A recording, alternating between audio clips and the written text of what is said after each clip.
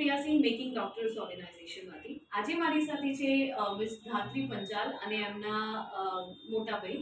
તો જેમને જીઓમેડિક યુનિવર્સિટી જોર્જિયાની અંદર એડમિશન લીધું અને ફાઇનલી હવે એમનું વિઝા આવી ગયું અને ટિકિટ આવી ગયા. Now it's time to fly. So જે એમની જર્ની રહી ટોટલ મેકિંગ ડોક્ટર સાથે એમના વિશે હું જસ્ટ ડિસ્કસ કરવા જઈ રહી છું. So hello Dhatri, first of all congratulations બેટા કે તમારી બધી પ્રોસેસ કમ્પ્લીટ થઈ ગઈ and now it's time to fly. So સૌથી પહેલાં હું તમને પૂછવા માંગુ છું કે જે તમારી આખી જર્ની રહી કે લાઈક તમે જ્યારે એમડીઓને કોન્ટેક્ટ કર્યો ત્યારથી લઈને અત્યાર સુધીની તમારી પ્રોસેસ એમડીઓ સાથે કેવી રહી? થેન્ક યુ તમારા કોંગ્રેચ્યુલેશન્સ માટે. અને સ્ટાર્ટિંગથી જ બધા સપોર્ટિવ બધા હતા ને બધું જ બહુ સારી રીતે થયું છે.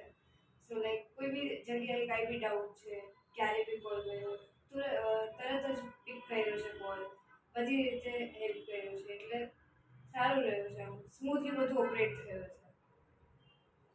Thank you.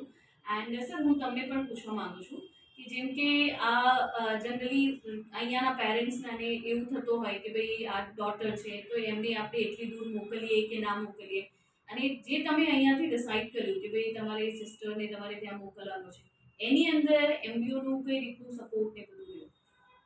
So basically A decision મેકિંગમાં એમડીઓએ સૌથી એક મેજર પાર્ટ પ્લે કર્યો છે. બિકોઝ એકચ્યુઅલી જોવા જઈએ તો એક નવી કન્ટ્રી છે, કોઈ વધારે આઈડિયા નથી હોતો કે કઈ કન્ટ્રીમાં શું હોય છે. તો અહીંયાથી એમડીઓથી અસ્યોરન્સ મેળવ્યું, એ લોકોએ એમના જૂના સ્ટુડન્ટ સાથે કોન્ટેક્ટ કરાવ્યો તો એનાથી ખબર પડી કે ના કન્ટ્રી સેફ છે. અને લાઈક એ બધા ડિસિઝન મેકિંગમાં એમડીઓએ સૌથી વધારે મેજર રોલ પ્લે કર્યો છે. ઠીક છે, thank you so much for your valuable